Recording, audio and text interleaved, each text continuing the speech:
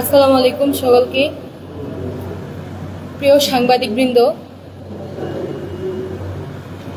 গতকাল উখিয়ার রোহিঙ্গা ক্যাম্পের চাকরিচ্যুত শিক্ষকদের চাকরিতে পুনর্বহাল দাবিতে ধারাবাহিক ন্যায়সঙ্গত কর্মসূচিতে পুলিশ আক্রমণ ও আটকের প্রেক্ষিতে সৃষ্ট ঘটনা দেশবাসীকে অবহিত করার নিমিত্তে আমরা আজকে কক্সবাজার প্রেস ক্লাবে আপনাদের সামনে উপস্থিত হয়েছি।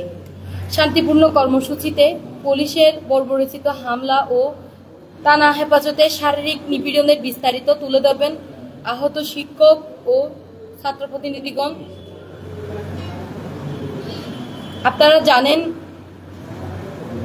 বেশ কিছুদিন ধরে রোহিঙ্গার যে চাকরিচ্যুত শিক্ষকগণ ছিল তাদের ইস্যু নিয়ে আমাদের একটা আন্দোলন চলমান ছিল। সেটি শুরু হয়েছে 25 সালের মার্চ থেকে, যখন থেকে তাদের চাকরি থেকে ছাঁটাই করা হয়, চাকরিচ্যুত করা হয়। তো আমি সেই আমাদের আন্দোলনের ধারাবাহিক কি করা হয়েছিল প্রথম থেকে, আমি সেই ধারাবাহিক জিনিসগুলো আন্দোলনকারী শিক্ষকদের মধ্য থেকে পারভেজ হোসেন নওশাদ ভাইকে আমাদের কি চলছে তো মাস ধরে আমাদের এগুলো তো তুলে ধরার জন্য আহ্বান করছি।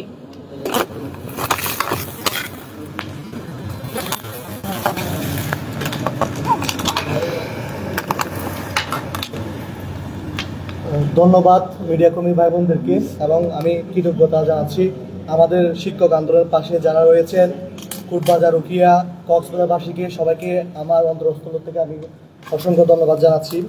আপনারা সবাই আমাদের আন্দোলনে অবগত আছেন। আমি জাস্ট একটু সামারি করব যে কিভাবে হচ্ছে এই আন্দোলনটা শুরু হয়। আপনারা জানেন যে হচ্ছে 29শে মে হচ্ছে আমাদেরকে বিনা নোটিশে হচ্ছে শুধুমাত্র আমাদেরকে 10 মিনিটের মধ্যে চাকরিচ্যুত করা হয়। তার কিন্তু আমরা এটা জানেন যে আমাদের অ্যাপয়েন্টমেন্ট লেটারে হচ্ছে আমাদের এটার মেয়াদ ছিল হচ্ছে 31 ডিসেম্বর 2025 পর্যন্ত, এবং হচ্ছে এর পরিপ্রেক্ষিতে যখন আমরা সকল 2 তারিখে হচ্ছে সকল প্রশাসনিক কেন্দ্রে হচ্ছে আমরা স্মারকলিপি প্রদান করি, এবং 3 জুন হচ্ছে আমরা শান্তিপূর্ণভাবে রোড ব্লকে কর্মসূচি আমরা প্রদান করে থাকি। 3 তারিখ যখন আমরা শান্তিপূর্ণভাবে রোড ব্লকেট করি, ওই সময় হচ্ছে ইউনূস স্যার এবং হচ্ছে ডিসি স্যারের সহযোগিতায় ওনারা আমাদেরকে রিকোয়েস্ট করেন যেন আমরা এই প্রোটেস্টটা বন্ধ করি, এবং তারই পরিপ্রেক্ষিতে হচ্ছে তারা আমাদের সাথে বসতে রাজি হয়েছে। এবং হচ্ছে এরই পরিপ্রেক্ষিতে হচ্ছে শিক্ষা কার্যক্রম বন্ধ ঘোষণা করে। কিন্তু আপনারা জানেন যে শিক্ষা কার্যক্রম তারা 1 মাস বন্ধ ঘোষণা করলেও তারই হচ্ছে 29 তারিখ থেকে হচ্ছে তারা 29 জুন থেকে তারা হচ্ছে পুনরায় শিক্ষা কার্যক্রম চালু করে। পরবর্তী হচ্ছে আমরা যখন এই জিনিসটার বিরুদ্ধে যখন ভয়েস রেজ করেছি, তার পরিপ্রেক্ষিতে হচ্ছে 2 জুলাই হচ্ছে ডিসি স্যার আমাদের সবাইকে নিয়ে একটা মিটিংয়ে বসে। 2 জুলাই হচ্ছে আমরা মিটিংয়ে বলে দিয়েছি, স্যার যদি ফান্ড ক্রাইসিস হয় আমরা সবাই হচ্ছে কর্মদিবস কমিয়ে আমরা একটা পুল সিস্টেমে গিয়ে হচ্ছে স্যাক্রিফাইস করে এই জিনিসটাকে ফ্লেক্সিবল করে যেন সবাইকে এই চাকরিতে বহাল রাখা হয়, এই দাবিটা আমরা পেশ করি। কিন্তু স্যার ইউনিসেফের অনুরোধে হচ্ছে 1 মাস সময় নেয়। কিন্তু 1 মাস সময় নেওয়ার পর যখন 7 আগস্ট যখন আমাদের পরবর্তী মিটিং অনুষ্ঠিত হয়, তখন হচ্ছে স্যার আমাদেরকে বলে যে কোনো ধরনের তারা পজিটিভ ফিডব্যাক পায়নি। যখন আমাদের সাথে দীর্ঘ 4 ঘন্টা মিটিং হয়, তখন স্যার শেষে বলা হয়েছে যে 450 এলসি বিভিন্ন এনজিওকে টেক ওভার করা হবে। কিন্তু এরই পরিপ্রেক্ষিতে আপনারা জানেন যে আমরা কিন্তু স্যারের কথা শুনে কিন্তু বাসে চলে গিয়েছিলাম। স্যার বললো যে এই জিনিসটা যেন 450 এলসি কারা নিবে, কিভাবে নিবে এবং কখন নেওয়া হবে, একটা নির্দিষ্ট একটা ব্যাখ্যা প্রদান করা হবে। কিন্তু 1 সপ্তাহ পার হলেও কোনো ব্যাখ্যা তারা প্রদান করতে পারেনি। এরই পরিপ্রেক্ষিতে হচ্ছে আমরা জানিয়ে দিয়েছি যে হচ্ছে আমরা 29 তারিখে হচ্ছে আমরা 18 তারিখে হচ্ছে আবার পুনরায় হচ্ছে রুট ব্লকেট কর্মসূচি পালন করে থাকি। আমরা যখন রুট ব্লকেট কর্মসূচি পালন করি, ওখানে হচ্ছে এসপি স্যার গিয়ে হচ্ছে আমাদেরকে আহ্বান করেন যেন আমরা এটা রুট ব্লকেট কর্মসূচি যেন এটা ছেড়ে দিই, এবং হচ্ছে তার সাথে রাত্রে যেন আমরা বসে একটু কথা বলি। আমরা কিন্তু এসপি স্যারের অনুরোধে হচ্ছে আমরা সবাই মিটিং করি। সেখানে হচ্ছে সেনাবাহিনীর মেজর ছিল, র্যাবের যিনি দায়িত্বপ্রাপ্ত ছিল উনি ছিল, সকল গোয়েন্দা অফিসাররা ছিল। তারা আমাদেরকে জানায় যে আপনারা যদি রুট ব্লকেট কর্মসূচি আবারও হচ্ছে কর্মসূচি যদি আমরা করে থাকেন, তাহলে আপনাদের উপর আমরা বল প্রয়োগ করতে বা আপনাদেরকে গ্রেপ্তার করতে আমরা বাধ্য থাকবো। কিন্তু আমরা স্যারদেরকে স্পষ্ট জানিয়ে দিয়েছি যে স্যার আমরা হচ্ছে সম্পূর্ণ শান্তিপূর্ণ কর্মসূচি বাস্তবায়ন করব, আমরা কোনো রুট ব্লকে যাব না।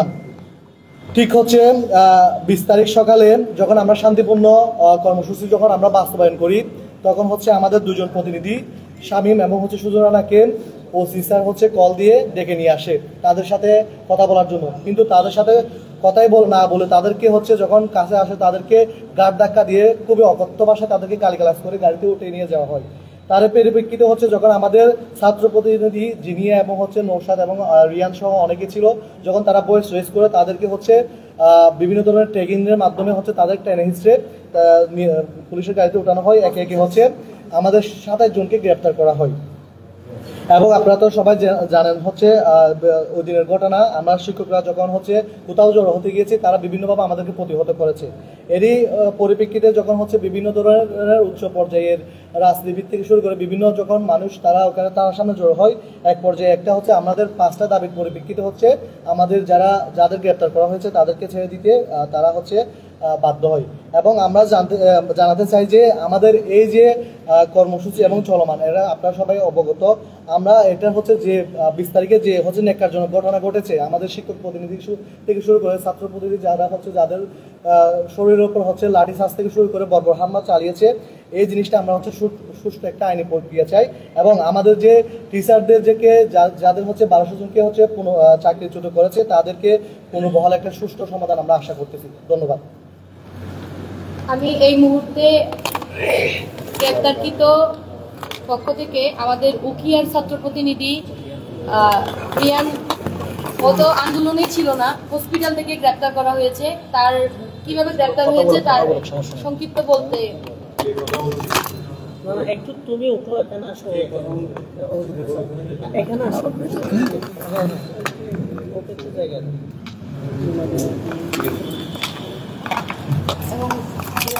বিসমিল্লাহির রহমানির রহিম। সম্মানিত সাংবাদিকবৃন্দ এবং আমার সহযোদ্ধা এবং শিক্ষকগণ, আসসালামু আলাইকুম। আমি আমিনুর রশিদ রিয়ান, উখিয়া গণতান্ত্রিক ছাত্র সংসদের সংগঠক হিসাবে কাজ করছি।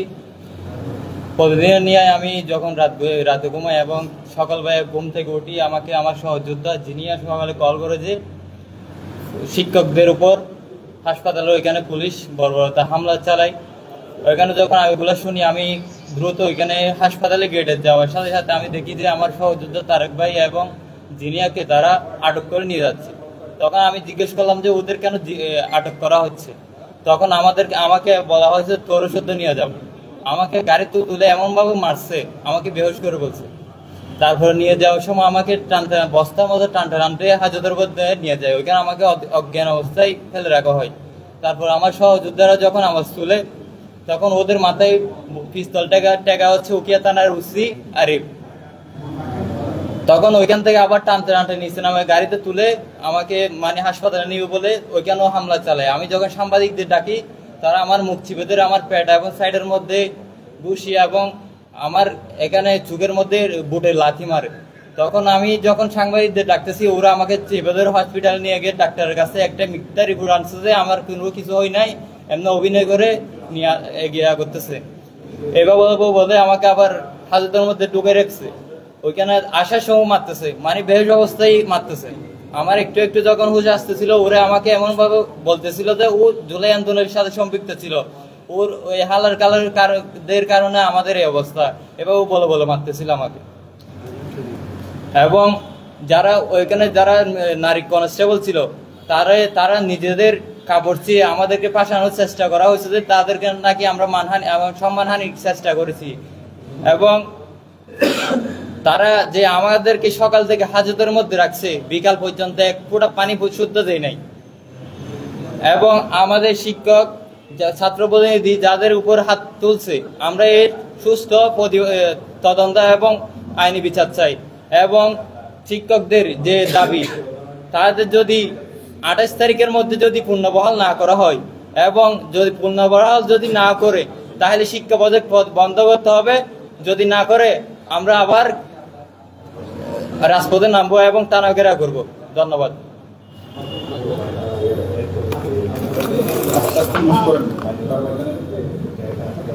ধন্যবাদ। গ্রেপ্তারকৃতর পক্ষে আজকে আমাদের ওকিয়ার একজন সে একজন ফ্রিল্যান্সার, আমাদের অর্থাৎ ছাত্র জনতার ব্যানারের কাতারেই পড়বে বলতে গেলে। সে যখন হসপিটালে আমি আচ্ছা তার এই গ্রেপ্তারকৃত হাজতে নেওয়া তার অনুভূতি পেশ করার জন্য আমি আহ্বান করছি রাকিবুল ইসলাম সৈকত ভাইকে। আসসালামু আলাইকুম। আপনারা মাফ করবেন, গলার অবস্থা একদমই ভালো না। যাই হোক, গতকালকে সকালে আমরা আমাকে জিনিয়া কল করে একটা ভিডিও পাঠাই যে আমাদের কিছু ভাইদেরকে তারা অ্যারেস্ট করছে এবং মারধর করতেছে। আমরা জাস্ট তাদেরকে দেখতে গেছিলাম এবং সংক্ষেপে বলতেছি, আমরা তাদের দেখতে গেছিলাম, তাদেরকে খুঁজে পাই নাই কোথাও। পরে আমরা কি করছি, আমরা থানার সামনে তাদেরকে খুঁজতেছিলাম তারা কোথায়। এর মধ্যে ওসি আরিফ কি করছে, আসার পরে আমার হুন্ডা থেকে নামাইছে, নামানোর পরে বলতেছে কারে করতেছে, আমরা আমাদের মতো শামীমকে খুঁজতেছে। এটা বলার পরে হচ্ছে আমাদের মারধর শুরু করছে। মারধর শুরু করে আমাদেরকে ওখান থেকে অ্যারেস্ট করে ফেলছে। আন্দোলন থেকে আমাদের অ্যারেস্ট করে নাই, আমাদের অ্যারেস্ট করছে আমাদের ফ্রেন্ডকে যখন অ্যারেস্ট করা হয়েছে ওদেরকে দেখতে গেছি আমরা। এই দেখতে গেছি কেন, এটার জন্যই আমাদেরকে অ্যারেস্ট করছে। এবং অ্যারেস্ট করার পরে আমি বারবার বলতেছিলাম আমার ফ্যামিলিকে অন্তত ইনফর্ম করেন যে আপনি আমাকে অ্যারেস্ট করছেন। বলে কুত্তার বাচ্চা কিসের ফ্যামিলিকে ইনফর্ম, এখানে পয়সা মর। এটা বলা হচ্ছে যে আমাকেও মারছে। আমার একটা ফ্রেন্ড ছিল মুনতাসির নাহিনকে প্রথমে মারছে। মারার পরে এক পর্যায়ে এই ছেলেটাকে যখন হসপিটালে নেওয়ার জন্য আমরা বারবার বলতেছিলাম, ও একেবারে বেহোশ হয়ে গেছিল। মুনতাসিরের মাথায় হচ্ছে যে বাড়ি মারছে হচ্ছে উসে আরি, বলতেছে কুত্তার বাচ্চা গুলি মারি মাথা গুলি উড়ে ফেলবো, এত কথা কিসের। এটা বলার পর আমরা যখন জেল হাজতে প্রথমে আমাদেরকে একটু বাইরে রাখছিল, তারপরে কি করছে জেলের যেখানে আসামি থাকে একদম পিছনের যেটা কামরা থাকে জেলের, এরপরে গিয়ে আমাদেরকে ওখানে আটকে রাখছে। এরপরে আমাদের বাইরে আর কি হচ্ছে আমরা জানি না। এতটুকুই জাস্ট আমি এতটুকু বলবো। আমার গলার অবস্থা তো ভালো না। কালকে আমাদের সাথে যা হয়েছে এটা সম্পূর্ণ অমানবিক। আমরা এটার বিচার চাই। আমাদের 5 দফা দাবি আছে, ওই 5 দফা দাবি অবশ্যই বাস্তবায়ন করতে হবে, অন্যথায় এর চাইতে কঠিনতম কর্মসূচি আমরা দিব ইনশাল্লাহ। Thank you.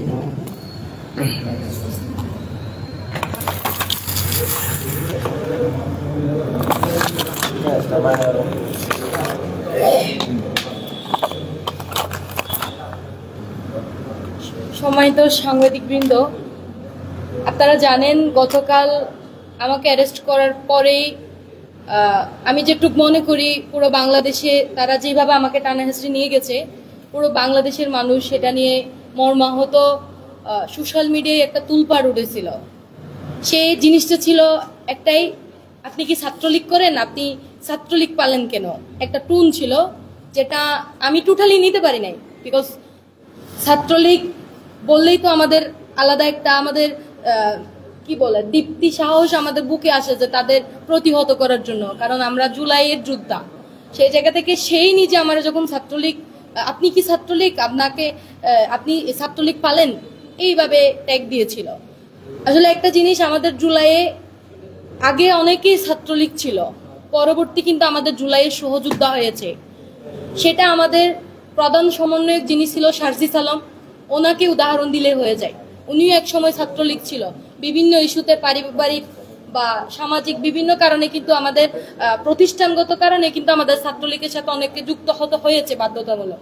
সেই জায়গা থেকে জুলাইয়ে কিন্তু আবার আমরা একসাথে রাজপথে জুলাই যোদ্ধা। তো সেই প্রতিবাদে আমাদের নওশাদ ভাইকে অ্যারেস্ট করা হয়েছিল। আমি তাকে 2 মিনিটের মধ্যে সংক্ষেপে একটু বলার জন্য আহ্বান করছি কেন ছাত্রলীগ ট্যাগ দেওয়া হয়েছে এবং আমাদের ওকিয়ার ছাত্র প্রতিনিধি যাকে গুম করা হয়েছিল।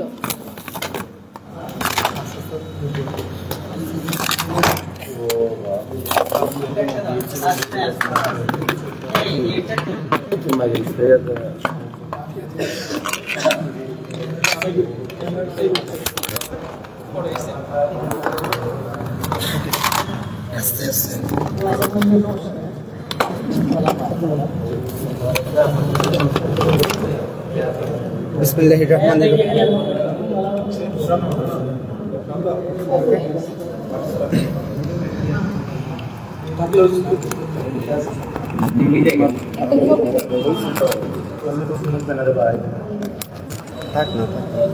বিসমিল্লাহির রহমানির রহিম। প্রিয় সাংবাদিক বন্ধুগণ, আসসালামু আলাইকুম।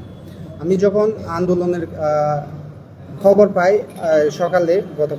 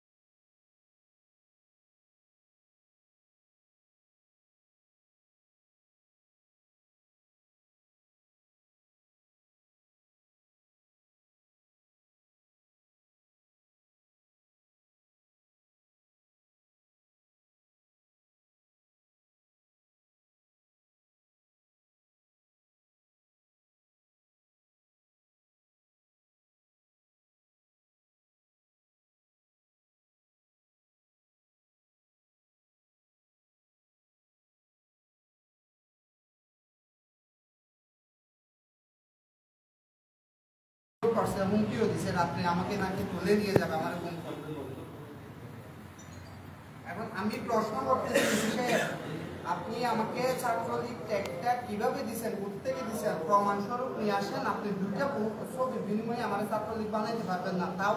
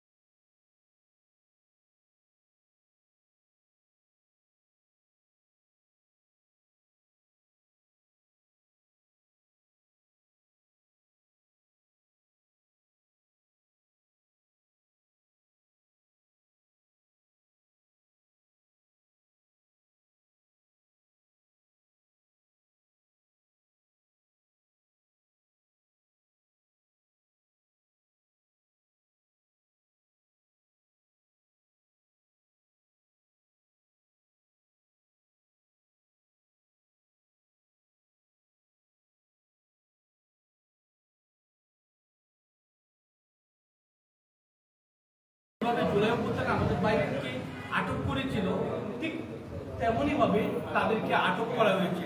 এবং একটা বিষয় লক্ষণীয় যে 5 আগস্টের পর এটা বলা হয় এই জন্য একটা নগ্ন হামলা, এতগুলো আওয়ামী লীগ গ্রেপ্তার করা হয়েছে, কাউকে এরকম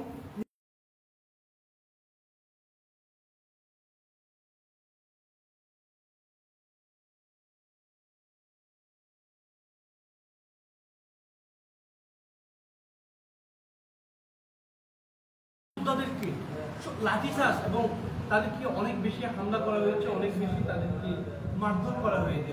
তো আমি এই দাবি আজকে আমাদের সহযোদ্ধাদের এবং বুথ কমিটির যে বিভিন্ন দাবি আছে, তবে আমি কক্সবাজারের সেই একজন সন্তান হিসেবে কক্সবাজারের মানুষের পক্ষ থেকে সেই যে মানুষগুলো আবেগপ্রবণ হয়েছে সবার পক্ষ থেকে একটা দাবি জানাই যে বিচার বিভাগীয় তদন্তের মাধ্যমে সে উসি আরিফকে আইনগত ব্যবস্থা নিতে হবে এবং তাকে আগামী 28 তারিখের মধ্যে স্ট্যান্ড রিলিজ করতে হবে। পাশাপাশি এই ঘটনায় যদি কক্সবাজারের পুলিশ সুপার পরিচিত হামলা যদি উনি নির্দেশ দিয়ে থাকেন, এরকম যদি প্রমাণ হয়, ওনাকে কক্সবাজার থেকে স্ট্যান্ড রিলিজ করতে হবে। ধন্যবাদ।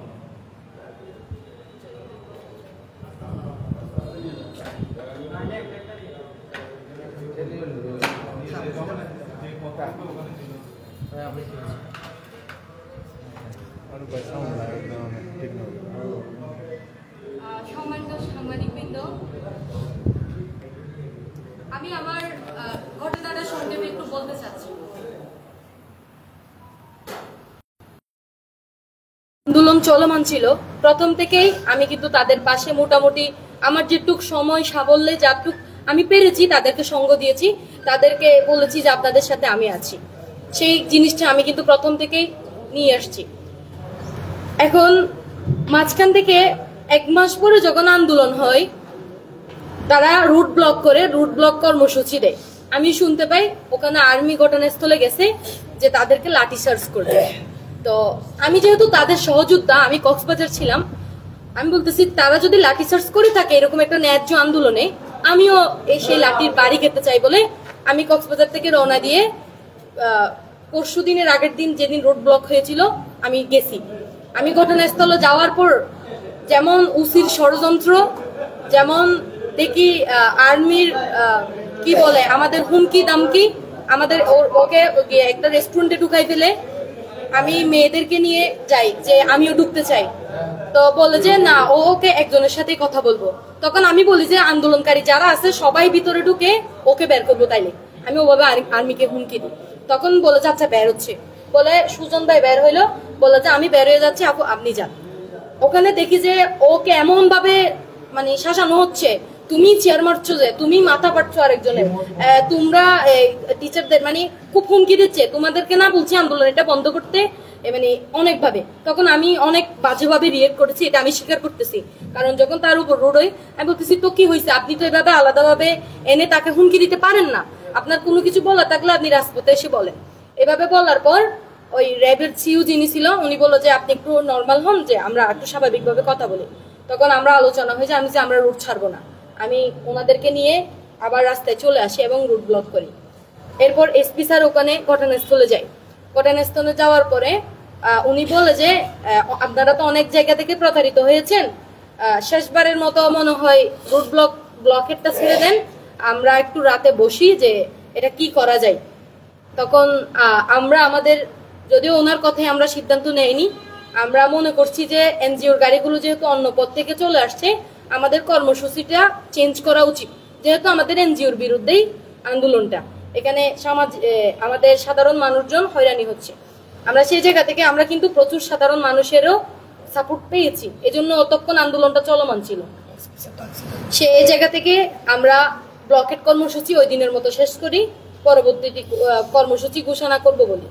তো পরবর্তী আমাদেরকে পুলিশ সুপার মহোদয়ের কার্যালয়ে আমাদেরকে কল দিয়ে ডাকা হয় যে আপনাদের সাথে একটা মিটিং বসতেছে সন্ধ্যা 6টায়। তো ওনার মূল বিষয়টাই ছিল আগামী 26 তারিখ একটা রাষ্ট্রীয় সফর আছে, যাতে আইন শৃঙ্খলা পরিস্থিতি ঠিক থাকে, আমাদের যাই ন্যায্য দাবি থাকে আমরা যাতে এর পরবর্তী আন্দোলন করি। তো আমরা ওনাকে বোঝানোর চেষ্টা করেছি যে আমাদের আন্দোলনটা আসলে অনেক দিনের, আমরা একদিনও যদি গ্যাপ দিই এটা লুজ হয়ে যাবে। তখন উনি আমাদেরকে বলে যে আমি ব্যক্তিগত উদ্যোগ থেকেই আপনাদের জন্য আমি এরকম মন্ত্রণালয়ের কথা বলেছি, এখানে করেছি। তো ডিসি স্যার নাকি তখন ঢাকায় ছিল, তখন উনি বলে যে আপনাদেরকে উপদেষ্টার সাথে একটা বৈঠকের ব্যবস্থা করে দিই, আমাদের তো ডিসিশন মেকিং এর জায়গা না। তখন আমরা সেটাতে রাজি হই। তখন আমি নিজে একটা দাবি উত্থাপিত করি যে যেহেতু প্রধান উপদেষ্টা আসবে, রোহিঙ্গা ইস্যু নিয়ে আসবে, তাহলে নিশ্চয়ই আমাদের ত্রাণ উপদেষ্টা বা এই রিলেটেড যিনি আছেন ফারুকি আজম স্যার, উনি আসবে। তো আমাদের 5-6 জনকে ঢাকায় নিয়ে না নেওয়ার থেকে আপনারা এখানে একটা বসার ব্যবস্থা করে দেন। তখন বলে যে হ্যাঁ এটা ভালো বলেছ, যে আমরা এটা একটা ব্যবস্থা করতে পারি। তখন এটা ওনারা আলোচনা করে যে এরকম কিছু।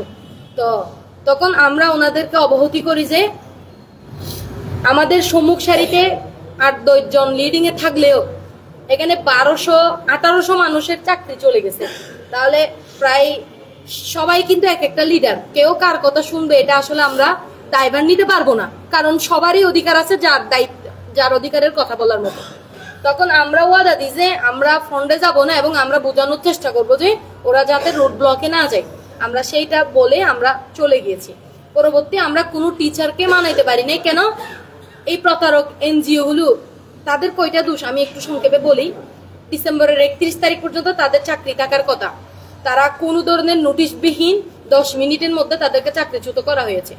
সেকেন্ডত একটা ভিডিও ভাইরাল হয়েছে যে কিছু স্টুডেন্টদেরকে বাইরে নিয়ে এসে তারা শিক্ষা প্রদান করতেছে এনজিও গুলো। এটা কি আদৌ সম্ভব? এত বড় ভিডিও সোশ্যাল মিডিয়ায় ভাইরাল হওয়ার পরও প্রশাসন নীরব ছিল, আমরা এর কোনো পদক্ষেপ দেখিনি। তারও ইউনিসিয়ারের যে আমাদের এত বড় একটা প্রতারণা করলো, তারা কোনো ধরনের তাদের প্রতি বল প্রয়োগ করেনি বা তাদেরকে কোনো নোটিশ দেয়নি যে আপনারা এরকম প্রতারণা কেন করলেন। চতুর্থত যেটি, আমাদের বাংলাদেশ আইনে একটি নিয়ম আছে যে রিফিউজি আসলে তারা সাধারণত অন্য দেশে চাকরি করতে পারবে না। এরা শুধু ভলান্টিয়ার হিসেবে সীমিত টাকায় এবং সীমিত সংখ্যক, আমি বলছি সীমিত সংখ্যক তারা চাকরি করতে পারবে, ভলান্টিয়ার করতে পারবে, এরকম একটা বিষয় আছে।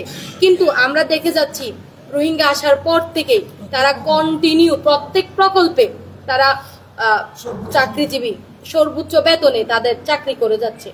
এবং আরেকটা জিনিস যেটা আমরা জানি, আমাদের একজন শিশু কেজি থেকে 1-2 এভাবে আমাদের পড়াশোনা শুরু হয়।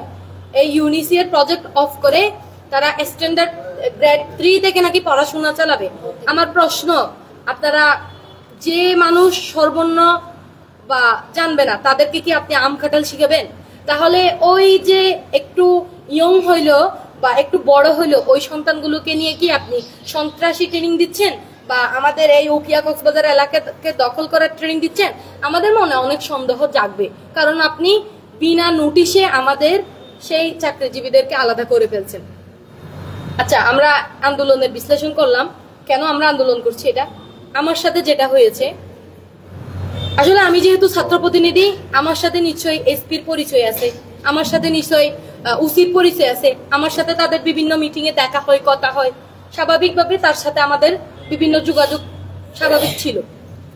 তো আমি যখন শুনি শামীম ভাই অ্যারেস্ট হয়েছে ফেসবুকে পাই, আমি সুজন ভাইকে কল দিলাম যে ভাই শামীম ভাইকে নাকি অ্যারেস্ট করছে। বলছে হ্যাঁ। কথা বলার হয়তো 30-40 সেকেন্ডের মধ্যে তাকে পুলিশ ধরে ফেলেছে সে কলে। আমি তাড়াতাড়ি বলছি ভিডিও অন করে দেন, সে ভিডিও অন করে দিছে, ভিডিও অন করে দিছে। শামীম ভাইও ছিল, কিন্তু এর আগেই কিন্তু মানে অ্যারেস্ট করবে এরকম একটা হিউমাস কিন্তু উঠে গেছে। তো তখন এরা দুইজনই কিন্তু একসাথে ছিল। তো সুজন ভাই ভিডিও অন করে দিছে, তার ফোন তো অন্য আনস্টেবল অবস্থায় ছিল। আমি শুধু দেখতে পাচ্ছি বিভিন্ন পুলিশের ট্যাগ, পুলিশের ড্রেসটা একটু দেখা যাচ্ছে, শুধু দেখা যাচ্ছে তাদের অকথ্য ভাষায় গালাগালি। আমার এই ফোনে ভিডিও করা আছে, আমি আপনাদেরকে দিব। আমি তাড়াতাড়ি আর একটা ফোন নিয়ে আমি ওই ভিডিওগুলো নিই। মানে পুলিশের ভাষা যে এত খারাপ হয় আমি বিশ্বাস করেন আমি বিলিভ করতে পারতেছিলাম না। তাহলে তখনই আমি সিদ্ধান্ত নিয়েছি আমি উকিয়া রওনা দিব, যেহেতু অ্যারেস্ট করেছে। আমি এর মধ্যে এসপি স্যারকে 7:30টার দিকে কল দিই যে স্যার মানে এরা তো আন্দোলনে ছিল না, তারা বাসায় ছিল, তাদেরকে ডেকে নিয়ে কিন্তু অ্যারেস্ট করা হয়েছে। আন্দোলন করতেছিল অন্য শিক্ষকগণ, তখন মেয়েদেরকে কিন্তু অনেক বাজেভাবে হামলা করা হয়েছে। তার মধ্যে আমাদের মেয়ে টিচারকে পেটে লাঠি দিয়ে ব্লিডিং হয়েছে, এখনো হসপিটালে আছে। আমাদের 3-4 জন মেয়ে সহযোদ্ধা এখনো হসপিটালে আছে। আমরা তাদেরকে আসলে আনার চেষ্টা করেছিলাম, কিন্তু হসপিটালে থাকার কারণে আমরা আনতে পারিনি। এটা যারা ভিকটিম তারা সরাসরি বলছে উসি স্যার নিজেই কিন্তু ওদের পেটে লাথি দিয়েছে। তো সেই জায়গা থেকে আমি হসপিটালে যাওয়ার জন্য এত সকালে আমি কাকে কল দিব? 7:30টায়। তো আমি বলি যে স্যার আমরা আসলে আমি যাচ্ছি, ওরা যদি রুট ব্লক করেও থাকে আমি ওদেরকে সরাই নিয়ে আসবো, আমরা একটা শান্তিপূর্ণ কর্মসূচি দিয়ে শেষ করব। যেহেতু আপনি গ্রেপ্তার করছেন, আমাদের তাদেরকে উদ্ধার করতে হবে। আমরা শহীদ মিনারে একটা শান্তিপূর্ণ 10টায় কর্মসূচি ডাক দিচ্ছি বলে আমি এসপি স্যার সহ এবং জসিম স্যার সহ ওনাদের সাথে কথা বলে আমি গিয়েছি। তো যদিও ওনারা ইঙ্গিত দিয়েছে যে আমাদের অ্যারেস্ট করার অনুমতি আছে, যে আপনারা যেতে পারবেন, মানে যাইয়েন না, যিনি আপনি গেলে হয়তো এটা আমাদের জন্য একটু কষ্ট হয়ে যাবে আর কি, এভাবে আমাকে কিন্তু ইঙ্গিত দিয়েছে। তখন আমি তৎক্ষণাৎ কিন্তু আমি রাকিব ভাইয়াকে বলি যে ওরা অ্যারেস্ট হয়েছে, আপনি একটু যান। তখন তাকে অ্যারেস্ট করা হয়েছে, আমি তার ফোনে আর পাইনি। আমি তারেক ভাইকে কলে পাইছি, বলছে রেডি হন। আমি ওনাকে নিয়ে কক্সবাজার থেকে রওনা দিলাম। মাঝখান থেকে নওশাদ ভাই কুটবাজার থেকে উঠেছে আমার গাড়িতে। হসপিটালের ওখানে ছিল সরাসরি আমাদের সহযোদ্ধ উর্মি এবং রফিক, আমি তাদের সাথে কন্টিনিউ ছিলাম। যে যাদেরকে হসপিটালে নিয়ে গেছে অনেক পুলিশ এবং র্যাবও ছিল সাথে, ঘিরিয়ে রেখেছে। আমি বলছি আপনারা ওখানে কৌশলে অবস্থান করেন, আমি আসা পর্যন্ত। তো আমি অবস্থান করে আমি হসপিটালে ঢুকি, তাকে রেফার করা হয় সদর হসপিটালে। তার অবস্থা খুবই খারাপ ছিল। তো তার সাথে যারাই আহত ছিল সবাইকে রেফার দিয়ে আমি গাড়িতে তুলে দিই। আমি ডাক্তারের নাম্বারটা নিই গাড়িতে, হয়তো আপনারা ভিডিও দেখলে বুঝবেন। নাম্বারটা নিয়ে আমি বলছি আপনারা যান, আমাদের ছাত্র প্রতিনিধি সদরে যাচ্ছে। আমি কক্সবাজার ছাত্র প্রতিনিধিদের কল দিয়ে অবগত করি যে আপনারা কয়েকজন ওইদিকে যান। যেহেতু ওখানে একটা হসপিটাল, একটা রুগী, আমাদের শিক্ষক কিন্তু অনেক ছিল, একটা ক্রাউড তৈরি হচ্ছে। আমি বলতেছি অন্য রুগীদের ডিস্টার্ব হচ্ছে, যেহেতু হসপিটাল আমরা একটু আলাদাভাবে গিয়ে কথা বলি। আমরা 10টায় একটা কর্মসূচি দিছি শহীদ মিনারে। জাস্ট হসপিটাল থেকে আপনারা দেখবেন মুভ করতেছিলাম, আমাদের পুলিশের সাথে কোনো বাকবিতণ্ডা না, না কোনো স্লোগান, না কোনো আন্দোলনে ছিলাম। সাথে সাথে এমনি নৌশাদ ভাইকে এত ছাত্রলীগ ডেভিল হ্যান্ডেড, সে আমার সাথে ছিল। তো আমি বলছি কি ছাত্রলীগ বলেন আপনি, মানে সে তো আমাদের জুলাই যোদ্ধা, ছাত্রলীগ হইতে পারে বলে আমি এইভাবে তারে ধরতে গেছি। আমি মেয়েদের সহযোদ্ধাদের বলি যে আপনারা সামনে চলে যান। তখন সে বলে যে আপনি কি ছাত্রলীগ, মানে আমাকে তৎক্ষণাতের মধ্যে কিন্তু আমাকে আশেপাশ থেকে ধরে ফেলছে মেয়ে যে কনস্টেবল গুলো ছিল। এখন এর পরবর্তী আমার সাথে যে তারেক ভাই গিয়েছিল তাকেও ধরে ফেলছে। আমি কিন্তু খুব কষ্ট করে আমি নিজেকে ছুটাই, আমি আবার তারেক ভাইকেও সেভ করার চেষ্টা করেছি, তখনও কিন্তু আমাকে ধরে ফেলছে তারা। গ্রেপ্তার ভাইয়াকে পিছন থেকে দিয়ে আমার ওর সামনে থেকে দেখি যে রায়ানো মাত্র গাড়ি থেকে রিয়ান ভাই গাড়ি থেকে নেমে আসছে, সাথে সাথে তারেও ধরে ফেললো, ওকেও ধরে ফেললো এবং আমাকে ওই সময় উসি বললো যে আপনি কি ছাত্রলীগ, যে আপনি ছাত্রলীগ শেল্টার দিচ্ছেন কেন, বা মানে খুব বাজেভাবে এটা বলছিল। তো আমি তখন তারে বললাম আমি ছাত্রলীগ বলতে বলতে কিন্তু আমি যাচ্ছিলাম, আমি বলতেছি আপনি কিন্তু দলের এজেন্ডা হয়ে কাজ করতেছেন এখানে। আমি তার এই সাউন্ড দিয়েছি এবং আমি বলেছি যে অধিকারের জন্য কথা বলা কি অপরাধ, এই সাউন্ড দিয়েছি। সেই সাথে যখন ছাত্রলীগ বলছিল আমি কি আপনি প্রমাণ করতে পারবেন, আমি এটা বলেছি। সেই সাথে আরেকটা কথা বলেছিলাম প্রমাণ করতে পারবেন। পরবর্তীতে বলা হয় যে ও আপনি এতদিন কি করছেন, ও যদি ছাত্রলীগ হয়ে থাকে আমার সহযোদ্ধা তো ওফেন আমাদের ছাত্র প্রতিনিধি হিসেবে কাজ করছে, তাহলে আপনি এতদিন কি আঙ্গুল শুষছেন, আমি এভাবে কিন্তু ওনাকে বলেছি। আমি প্রতিবাদ করতে করতে উঠেছি। আমার হাতে ফোন ছিল, আমি তখনই এসপি স্যারকে কল দিছি, আমি স্যার আমাকে অ্যারেস্ট করা হয়েছে, আমি কিন্তু আন্দোলনে ছিলাম না হসপিটাল থেকে। তখনই পুলিশ কনস্টেবল আমার হাত মুচড়াই দিয়ে কিন্তু ও ফোনটা নিয়ে নেই এবং আরেকটা ফোন ছিল খুব অকাত্য ভাষায় আমার ওখানে গাড়িতে তুলে চোট টাপ্পর মারলো। কিন্তু চোট টাপ্পর মারার পর আমাকে তুলে নেয়। আমার যে নারী শিক্ষিকা সহযোদ্ধা ছিল তারা খুব আকুতি মিনতি করতেছিল যে আমাদেরকে নিয়ে যান না, আমরা তো আন্দোলন আসি নাই, আমার সহযোদ্ধাকে দেখতে আসছিলাম। তাদেরকেও কিন্তু খুব টানা হেঁচড়া করে, আপনারা দেখবেন ভিডিওতে কিভাবে পুলিশ মানবাধিকার লঙ্ঘন করে কিন্তু তারা আমাদেরকে তুলেছে। এখন থানায় নিয়ে গেছে, থানায় এত টানা হেঁচড়া করে যে তুলেছে, মানে আমি জানি না একজন অপরাধীকেও কি মানে এভাবে আইন আছে কিনা মানবাধিকার লঙ্ঘন করে সে ব্যথা পায় মতো বা মারতে মারতে তাকে হাজতে নেওয়া যাওয়া হয়, এরকম আইন বাংলাদেশে আছে কিনা আমি জানি না। এভাবে আমাদেরকে নিয়ে যাওয়া হয়েছে। তো ওখানে নিয়ে যাওয়ার পর আমাদের মেয়েদেরকে আমারে বলতেছে তুই না আমারে মারছস, ওইখানে গিয়ে তোরা আজকে ধুলাই করবো। বলছে তোদের মতো আন্দোলনকারী শাহবাগে অনেক দমন করছি, ওই কনস্টেবলের নাম উল্লেখ করছি, তাদের ওই নিমলেট গুলো খুলে ফেলছিল, বাট একজনকে ডাকতেছিল, নুসরাত ছিল আমাকে যে ওখানে গিয়ে। তখন আমাকে আবার সেকেন্ড অফিসারের রুমে নিয়ে আসে, মেয়েদের থেকে আমাকে আলাদা করে ফেলে। যখন আমি এদের সাথে কথা বলতেছিলাম আলাদা করে ফেলে আমাকে একটা চেয়ার দিল প্লাস্টিকের, আমি বসতে না বসতে আমাকে যে ডিউটিতে দিল তারা এসে আমাকে চেয়ার থেকে তুলে দেয়, দাঁড় করে রাখছে, দাঁড়িয়েছিলাম। পরে ওই কনস্টেবল যিনি নুসরাত বললাম তুই না আমার মারলি বলে আমার এসে ধরলো। তখন আমি রাগের মাথায় বলছি যে আপনি আমাকে, আমি মারছি ঠিক আছে, আমি তো উদ্ধার হওয়ার জন্য চেষ্টা করব, আমি তো আপনাকে মারি নাই, আমি এভাবে মানে মারছি কি মারি নাই এটা ভিডিওতে আপনারা দেখছেন। সে বলতেছে আমি নাকি তাকে হামলা করছি, এভাবে কিন্তু তারা বলতেছিল। তো সে আমাকে পরে আবার ছেড়ে দেয়। ওখানকার আরেকজন মানে অফিসার এসে তাকে নিয়ে যায়, ওই রুম থেকে তাকে নিয়ে যাওয়া হয়। একটু পর পর আরেকজন, আমি নাম জানি না, তো সে জায়গা থেকে আরেকজন মেয়ে একটু পর পর আসে, বলে যায় শাহবাগে যেভাবে সাইজ করছিলাম নুসরাত, এদেরকে কি এভাবে সাইজ করতে হবে, এমনি বসে থাকার জন্য হলে ডাকিস না, অন্য কোনো কাজ থাকলে ডাকিস। এইভাবে সাউন্ড দিয়ে কিন্তু 2-3 বার গেছে। মানে আমি কি বলবো, তখন তো আসলে প্রতিবাদের আর ভাষা নাই, শুধু মানে চোখগুলাই বড় বড় ছিল আমার, জাস্ট ওদের আমার প্রতিবাদের ভাষা।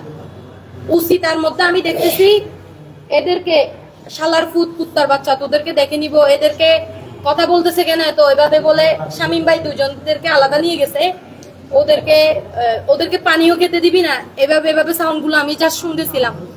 আমি তখন মেয়েদেরকে বলতেছি, আমি বলছি আমার সাথে তোমরা কি 1 বছরও জেলে যেতে প্রস্তুত? বলছে হ্যাঁ আপু। আমি তোমাদের একজনকে ছাড়াও কিন্তু আমি বের হবো না, তোমরা একদম কান্নাকাটি করবে না, যা হয় হবে।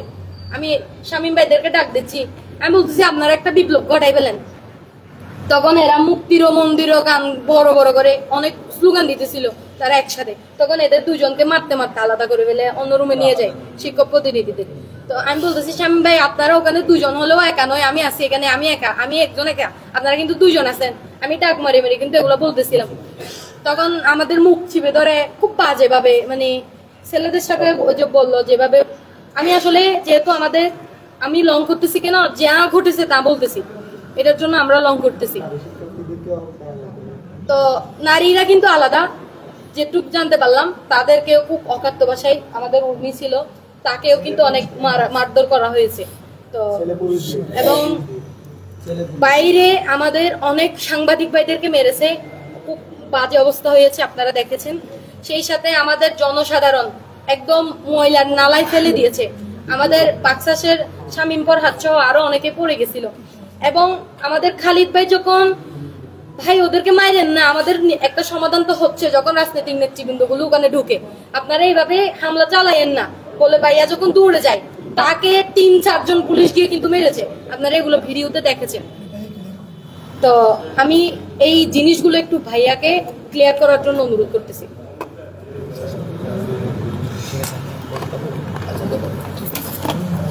আসসালামু আলাইকুম রহমতুল্লাহ। আপনাদেরকে অসংখ্য ধন্যবাদ, আপনারা এসেছেন। আমি এতটুকু কথাই বলতে চাই, আপনারা শুনেছেন আমাদের ভাইয়েরা এবং পোস্ট টিচারদের পক্ষে যারা ছিল তাদের সাথে গতকালকে কি হয়েছে ওগুলো আপনারা শুনেছেন। আমাদের সহযোদ্ধা জিনিয়া সাথে কি হয়েছে এটা আপনারা শুনেছেন এবং আপনারা ওখানে উপস্থিত ছিলেন, আপনারা আমাদের সাথে ছিলেন। আমি শুধু এতটুকু কথা বলতে চাই, যত দ্রুত সম্ভব প্রত্যেক চাকরিচ্যুত টিচারদের চাকরি ফেরত দিতে হবে এবং সাথে সাথে উখিয়ার ওসি সাহেব জনাব আরিফকে অতি দ্রুত সময়ের মধ্যে অপসারণ করতে হবে। কারণ বলতে গেলে আমি জাস্ট একটু কথা বলবো, আমার কাছে সবগুলোর এভিডেন্স আছে, যদি আপনারা চান আমি আপনাদেরকে দিতে পারি। আমি নিজে হাসপাতালে অ্যাডমিট ছিলাম, হাসপাতালের বেসরকারি হাসপাতালের নিচতলায় আমার 5ম তলায় এখনো 2 জন ভর্তি আছে। ওনাদেরকে যেভাবে মারা হয়েছে, যাকে মারা হয়েছে তার ব্লিডিং, সে অন্তঃসত্ত্বা ছিল, তার ব্লিডিং এখনো বন্ধ হয়নি, সে এখনো দুর্বল, সে কথা বলতে পারছে না ঠিকভাবে। তার কাছে এবং যে মেয়েটার মাথায় এবং কোমরে আঘাত করা হয়েছে, এই 2 জন মেয়ে এখন হাসপাতালে আছেন। তাদের কথা শুনে আপনারা কোন অবস্থায় থাকতে পারেন বা আপনারা কিভাবে এখনো পর্যন্ত উখিয়ার, টেকনাফ এবং কক্সবাজার জেলার জনসাধারণ আপনারা কিভাবে চুপ থাকতে পারেন, এটা আমার আসলে আশ্চর্যের বিষয় আর কি। আমি যখন ওদের কাছে গিয়েছি, বোন বলতেছিল যে 4-5 জন পুলিশ ওসি আরিফ সাহেব নিজে এসে ওনাকে হিট করছে, ওনাকে মারছে, মারার পর ফেলে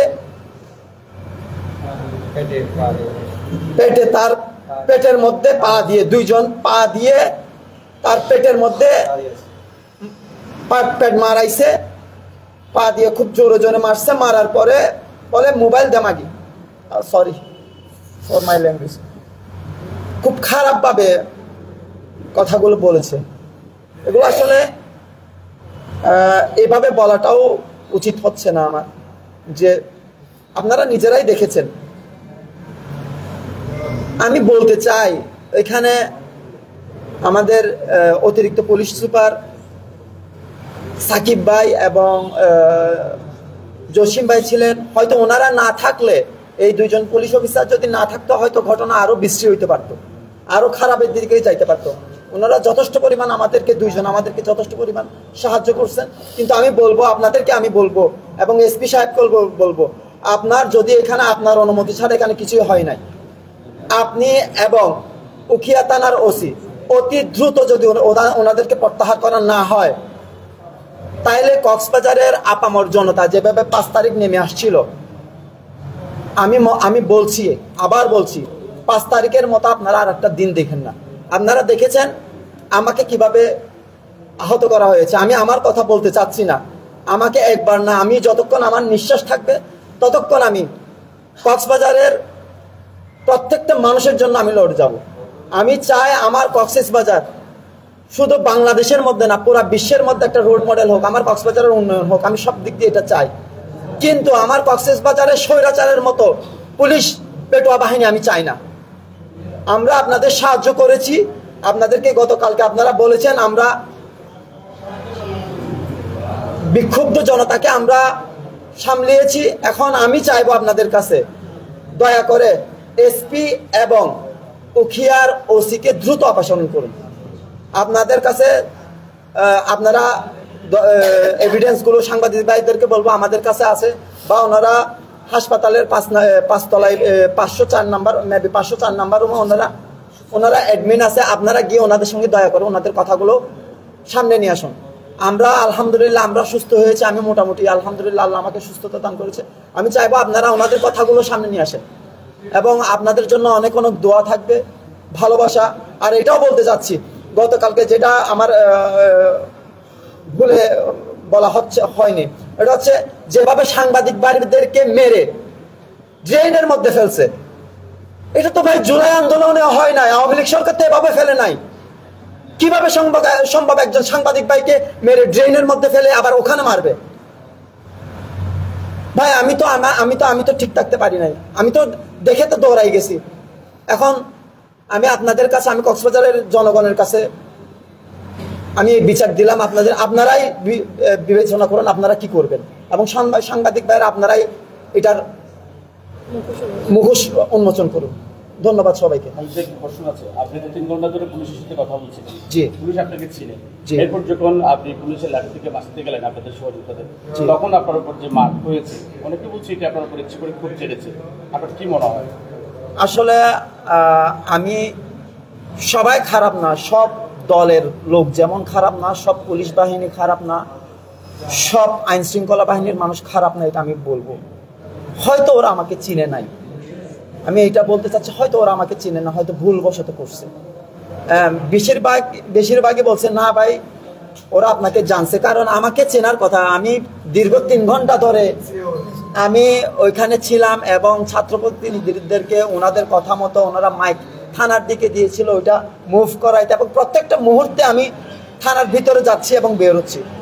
আমি যখন বলছি আপনারা থামেন, সাথে সাথে ডিবির একজন লোক সে চলে গেছে। আপনারা এটা খেয়াল করবেন, পেনোয়া নিউজের একটা নিউজে আসছে, সে সাথে সাথে মুভ করে চলে যাচ্ছে।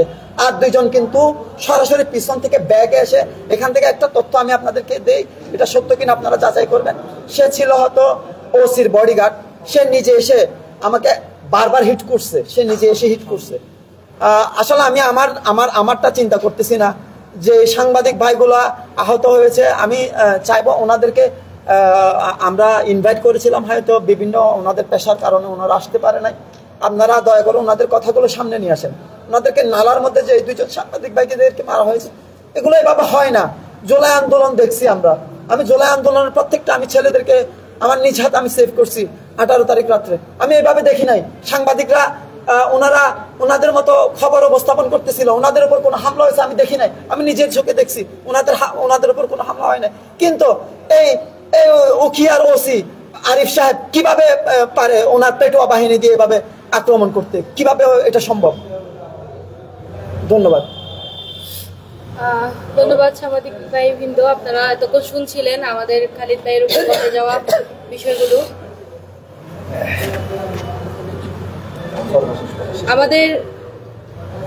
আমাদের উখিয়ার মানুষ কিন্তু কালকে জুলাই দেখেছে।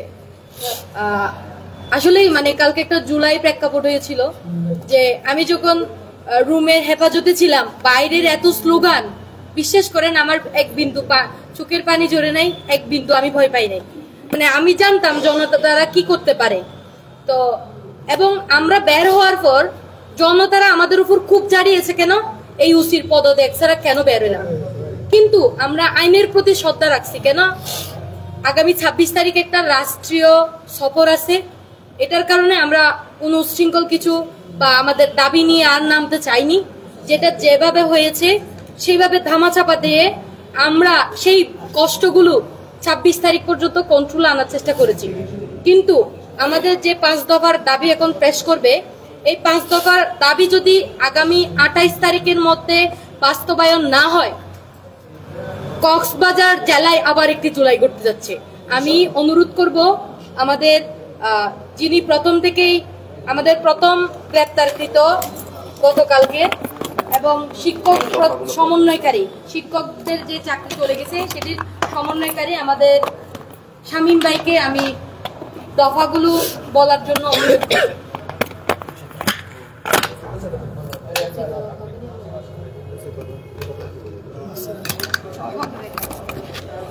খুব দ্রুত সংক্ষেপে আমি ধন্যবাদ সবাইকে। এখানে আমাদের অনেক প্রতিনিধি অসুস্থ, একটু কষ্ট হলে একটু বুঝে নেবেন যে গতকালকে উখিয়াতে যে ঘটনা ঘটে গেছে, আমরা মনে করছিলাম আবারও আওয়ামী লীগ আবারও নতুনভাবে জন্ম নিয়েছে। যে গতকালকে আমি আর সুজন ভাইকে কল করে ডেকে এনে যেভাবে বিভিন্ন নিউজে দেখতে পাচ্ছি নাকি আমাদেরকে থানায় হেফাজতে নেওয়া হয়েছিল, আসলে এটা থানায় হেফাজতে নয়, ওরা আমাদেরকে হেনস্থা করে টর্চার করে হ্যান্ডকাপ লাগিয়ে থানায় নিয়ে গেছিল। যে বিস্তারিত সবকিছু ওনারাই বলেছেন। যে আমার সবচেয়ে খারাপ লেগেছে আমাদেরকে দেখার জন্য কক্সবাজার থেকে আমাদের খালেদ ভাই, তারেক ভাই যারা দেখতে গেছিল তাদেরকে কেন হেনস্থা করা হয়েছে? যে আমরা আইনের প্রতি শ্রদ্ধা রেখে এটা সুষ্ঠু একটা বিচার চাই। সমস্ত বিষয় যেহেতু উঠাচ্ছে, আমি যে আমাদের দফাগুলো আমি এখানে উত্থাপন করতেছি।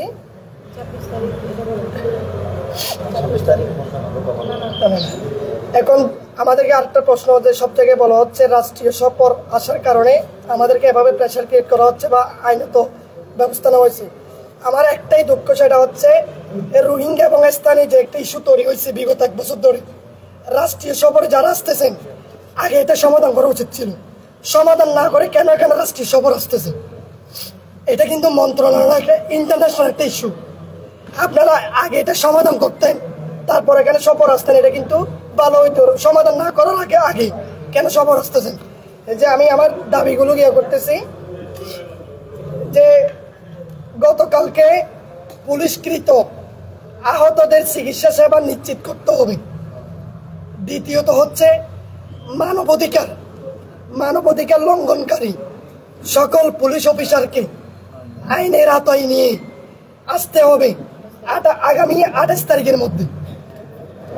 আমি আবারও বলতেছি 2 নম্বর, যেহেতু আমার সমস্যা হচ্ছে মানবাধিকার লঙ্ঘনকারী সকল পুলিশ অফিসারকে আগামী 28 তারিখের মধ্যে আইনের আওতায় আনতে হবে। দ্বিতীয়ত, আচ্ছা আমার যেহেতু কষ্ট হচ্ছে কালো থেকে দুঃখিত ভাইয়া অসুস্থ হওয়ার কারণে আমরা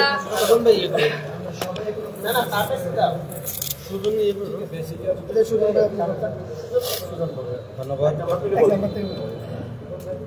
আজকের প্রেস কনফারেন্সে আমাদের যে 5টি দফা রয়েছে তা আমি উত্থাপন করতেছি।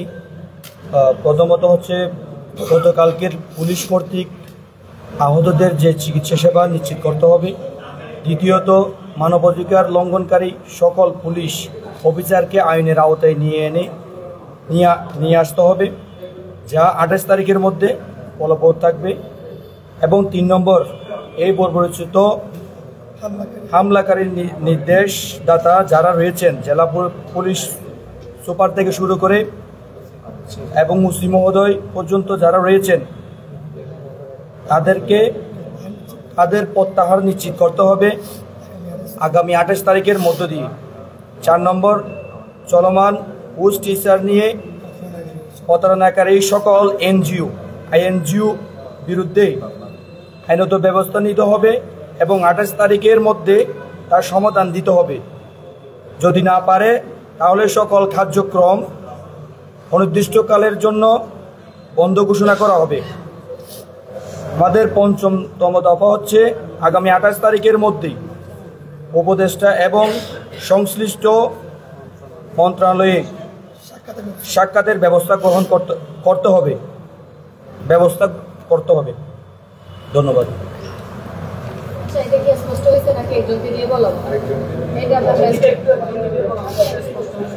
আমার বলা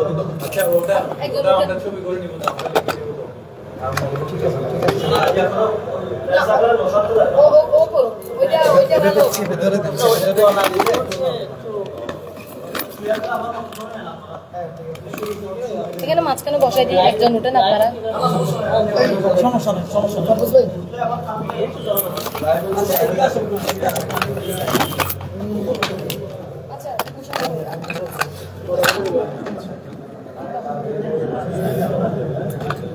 আচ্ছা, ধন্যবাদ। আমি সকলের দৃষ্টি আকর্ষণ করতেছি একটু হচ্ছে আপনারা সাইলেন্টলি আমাদের দফাগুলো একটু পরিষ্কারভাবে শুনুন।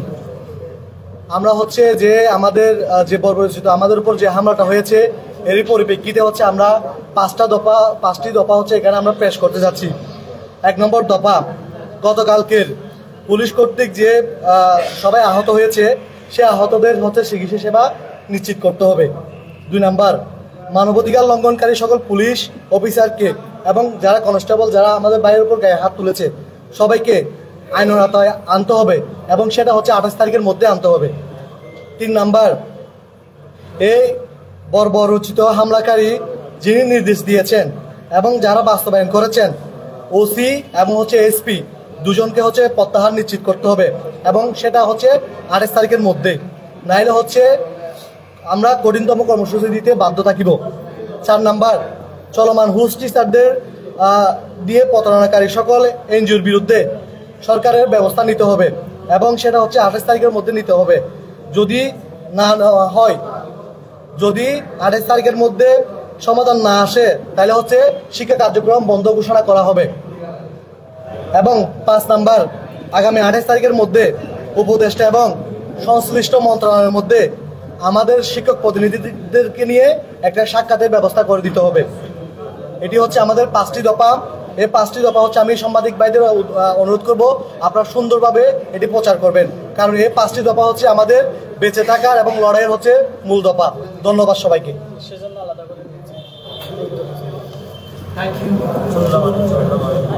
শেষ করে দেন না আপনি, আজকের মতো এখানে সমাপ্ত করে দেন।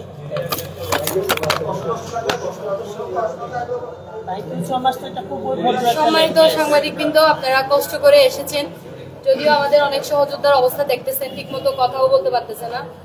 তো আপনাদের গতকালকের যে সহযোগিতা ছিল সাংবাদিকদের, পুরো সারা বাংলাদেশে যে সোশ্যাল মিডিয়ার একটা যে কি বলবো একটা বিপ্লব মিডিয়াতে চলছে, যেটা সত্যি কথা, মাঠে যেটুক হয় নাই এর থেকে বেশি সোশ্যাল মিডিয়ার একটা বিপ্লব ঘটেছে।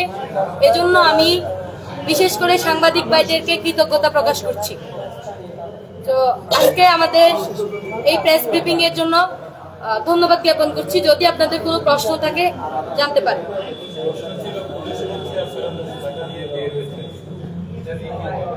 আচ্ছা, আমাদের কোনো মুসলেকার কোনো বিষয় ছিল না। আমরা সরাসরি বলেছিলাম জেলে যদি পাঠানোর কোনো ইচ্ছে থাকে আমরা জেলে যেতে প্রস্তুত, কিন্তু আমাদের যে নেতৃবৃন্দ গিয়েছিল, আমাদের এনসিপির নেতৃবৃন্দরা প্রথমে গিয়েছে, এর ঘন্টাখানিক পরে আমাদের বিএনপির নেতৃবৃন্দ, 1-2 ঘন্টা পরেই বিএনপির নেতৃবৃন্দ গিয়েছে বলে শুনেছি।